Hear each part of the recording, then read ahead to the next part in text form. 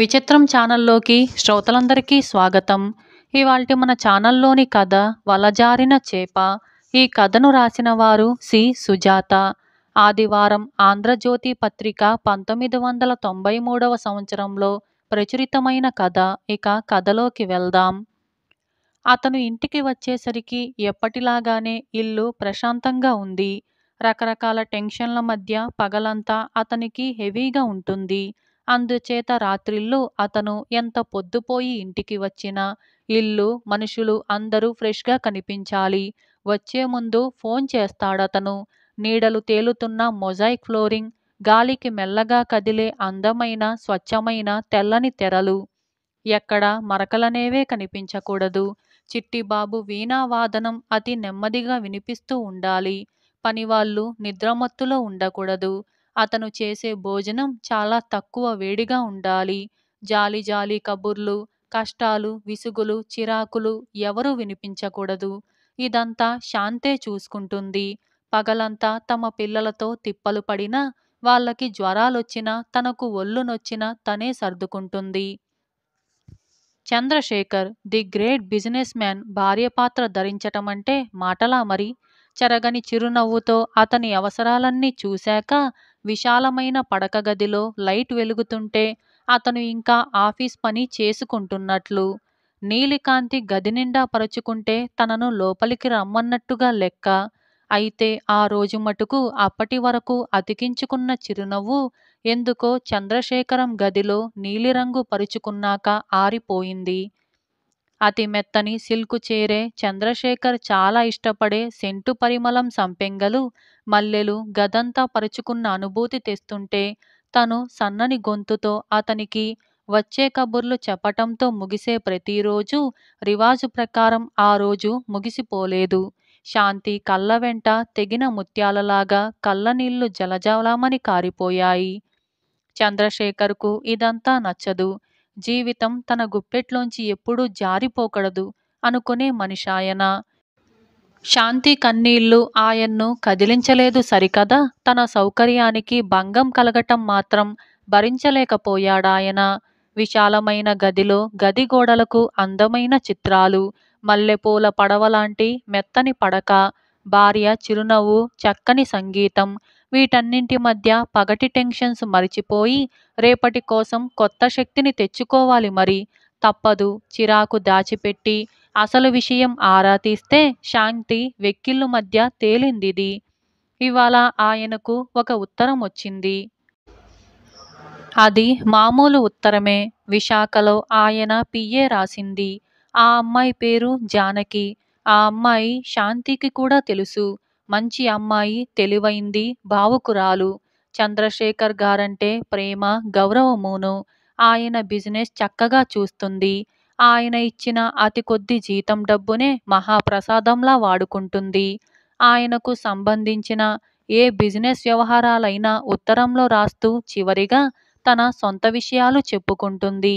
అలా ఆ రోజు కూడా తన సొంత విషయాలు చెప్పుకుంది. 2 మాటల్లో ఆయనతో తాను పంచుకున్న నిశ్శబ్దానుభూతి తననెంత కల్లోల పెడుతుందో, కన్నీటి ధారలతో కడిగేసిన తన 2 కళ్ళల్లో ఆయన బొమ్మ ఎంతగా చెరిగిపోకుండా తనని ఎంత ఇబ్బంది పెడుతుందో రాసింది. ఆవిడకు ఏమీ అక్కర్లేదట. ఒక చల్లని పలకరింపు, చంద్రశేఖర్ జీవితంలో తాను ఉన్నానన్న సంతృప్తి తప్పించి. ఇందులో శాంతి బాధపడేందుకు ఏముంది అందామని చంద్రశేఖర్కి అనిపించింది. కానైతే ఇందులో తిరకాసు కాసేపు ఆలోచించాక బోధపడింది. శాంతి కన్విన్స్ కాకపోతే తన సౌకర్యాలు ఎన్ని పోతాయో గ్రహింపుకి వచ్చాక ఆయనకు గాబరా వచ్చింది. ఏది ఆ ఉత్తరం ఇలాగిమ్మని తాను స్వయంగా చదివి చూశాడు. కళ్ళనీళ్లతో ఎన్నిసార్లు కడిగేసినా కళ్ళల్లో నీ బొమ్మ చెరిగిపోవటం లేదు చంద్ర అని రాసి ఉంది. జానకి నిజంగానే తడి కళ్ళతో ప్రతి అక్షరంలోనూ కనిపించింది. ఆ అమ్మాయిని కదిలించి తాను పొరపాటు చేశాడేమో అని అనుమానం కూడా వచ్చింది. డామిట్, చంద్రశేఖర్ పొరపాట్లు చెయ్యడు కాక చెయ్యడు. ఆ అమ్మాయి అలా టెక్కుగా ఎవర్నీ లెక్క చేయనట్లుగా ఉండటం తనకు ఏమాత్రమూ నచ్చలేదు. తానెంత అందమైనవాడు, హాలీవుడ్ స్టార్స్ బలాదూర్. తనకెంత డబ్బు, కుబేరుడు కూడా గులాం. ఏమిటో ఈ పిలకజడ పిల్ల అంత కేర్నాటుగా ఉండటం. ఓసారి ఆలోచన వచ్చాక ఆయనకు నిద్ర పట్టలేదు. శాంతి మంచి ఇల్లాలు సరే, సేవలు చేస్తుంది, పాపం బాగానే ఉంటుంది. పిల్లలను కని శుభ్రంగా పెంచుతోంది. అయితే జానకి బిజినెస్ టెన్షన్స్ని, పోటీ ప్రపంచాన్ని తట్టుకునేందుకు తాను తీస్తున్న పరుగులు, ఇందుకు తనకవసరమైన సలహాలను ఇస్తుంది. ఇవన్నీ కళ్ళజోడు ముక్కు మీదికి జార్చుకుంటూ తెలివైన కళ్ళతో ప్రపంచాన్ని చదివేయగల జానకి మాత్రమే ఇవ్వగలదు. తాను కుంగిపోతే ఓదార్చి సేద తీర్చగలదు. ఈ జానకిని తాను గెలుచుకోలేడా? 1-2 ఏళ్లపాటు ప్రయాస జానకి ఇక తట్టుకోలేకపోయింది. ప్రేమతో తాను వేసిన గాలంలో పడకపోయేందుకు. జానకి ఏమీ కొరమీను కాదు, ఒట్టి చేప. తన మానసిక ప్రపంచంలో శాంతికి చోటులేదని తాను చెప్పగా తెలుసుకున్న జానకి మెత్తబడిపోయింది. తండ్రి లేడు, తల్లి కష్టపడి పెంచింది. నా అనే దిక్కు ఆ ముసలామె ఒక్కతేనట. పెళ్లి చేసుకునేవారు లేరు. తల్లి బాధ్యత కూతురుదయింది. మొగాడిలాగా బ్రతుకు ఈడుస్తోంది. చంద్రశేఖర్ వంటి రాకుమారుడికి జానకి దాసోహమనటం గొప్ప. కాని జానకి వట్టి చేప మాత్రమే కాదు, చంద్రశేఖర్ వ్యాపార కేంద్ర బిందువు. ఆలోచన ఒక పట్టాన తెగలేదు. చంద్రశేఖర్కి శాంత, జానక్య ఎవరిని నొప్పించాలి? చిట్టచివరకు ఫోన్ చేతిలోకి తీసుకొని శాంతిని లాలించి దగ్గరకు తీసుకొని వైజాగ్లో ఉన్న జానకిని లేవగొట్టాడు. ఉత్తరం శాంతి అందుకుంది అన్నాడు ఉపోద్ఘాతం లేకుండా. జానకి ఈ మాటలకి ఉలిక్కిపడింది. అయ్యో, నేనలా ఊహించలేదు. లెటర్స్ అన్నీ మీరే చూస్తారుగా, ఇదెలా జరిగింది? అన్నది బాధపడుతూ. నేను టూర్లో ఉన్నా, శాంతి తీసుకుంది. అయినా అవేం రాతలు? అన్నాడు చంద్రశేఖర్. పక్కనే శాంతి ఉందా చంద్ర? అన్నది జానకి. చంద్రశేఖర్ ఇబ్బందిగా శాంతివైపు చూశాడు. అవును, తను చాలా బాధపడింది. You know, she knows my sincerity. She very intelligent అన్నాడు చంద్రశేఖర్ తొణక్కుండా. జానకి కళ్ళ వెంట నీళ్లు వచ్చాయి. వణికిపోతున్న పెదవులు పళ్లతో కరిచిపట్టుకొని, నేనేం చెయ్యలేదే, నేనెవరికీ కష్టాన్ని కలిగించలేదు, నేనే నష్టపోయాను తప్పితే అని అన్నది. నీకన్నీ తెలుసు అన్నాడు కాస్త కటువుగా. అవును అన్నది జానకి. దీన్నింతటితో ఎందుకు ఆపేయకూడదు అన్నాడు ఇంగ్లీష్లో. అతని ఇంగ్లీష్ యాక్సెంట్ చాలా బావుంటుంది, కాసిని తప్పులున్నా కాని. ఇది జరిగే వరకు మీరు తాపత్రయపడ్డారు, ఆపేయాలని ఇప్పుడనిపించిందా మీకు? అన్నది జానకి. చంద్రశేఖర్ తనతో చెప్పినా కలిసి స్వేచ్ఛగా జీవించే కొత్త రకం సంసారపు పునాదులు పడిపోవటం స్పష్టంగా కళ్ళముందు కనిపించిందామెకు. జానకి ఇక ఏమీ మాట్లాడలేదు. చంద్రశేఖర్కి ఉత్తరంలో రాసిన మాటల్లో అబద్ధం లేదు. తన కళ్ళలో చంద్రశేఖర్ అందమైన నవ్వుముఖం నిజంగా చెరిగిపోవటం తను బ్రతికి ఉన్నంత నిజం. ఫోన్ పెట్టేసి చంద్రశేఖర్ శాంతితో చాలాసేపు మాట్లాడాడు.